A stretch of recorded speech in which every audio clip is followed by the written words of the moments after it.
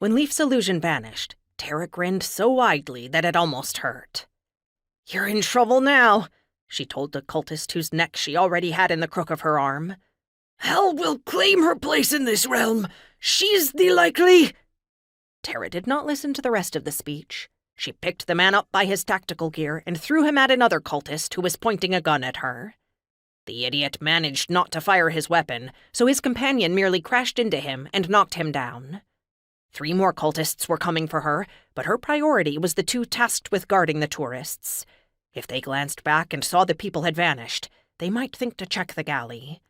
Then Terra would be paralyzed by the risk of hurting them. Better to bring the fight to the 2 of them. Terra felt a wave hit the ferry and used the boost to somersault across the room. She came up beside one of the guards near the galley door. She rammed her fist into his gut, and he collapsed. Another cultist brought up his gun.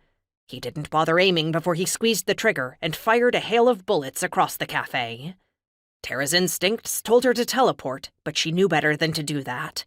Instead, she crossed the bracers in front of her and made a shield of energy to protect herself from the projectiles. The bullets struck it and fell away. Unfortunately, this did not deter the cultists from shooting at her. It only gave them a target they could all aim for. The room erupted with gunshots as Terra braced herself for the full force of their arsenal. Dozens of bullets battered her shield because she let them. After a moment, as predicted, the idiots needed to reload. That was when Terra had the most fun. She dove toward one of them and came up with a boot to his chest. He smashed through a window and out onto the deck. She was already in motion and swiped the legs from the next, caught him by the shoulders, and hurled him through the broken window into the Atlantic Ocean.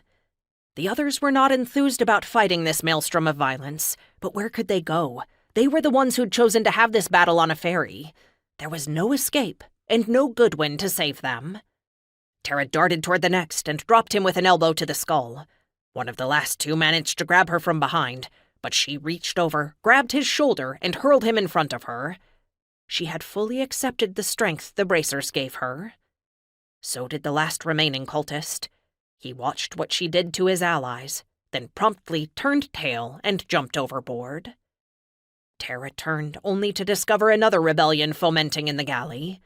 Leaf was trying valiantly to keep the tourists from emerging, but the actual passengers wanted to see and would not be stopped.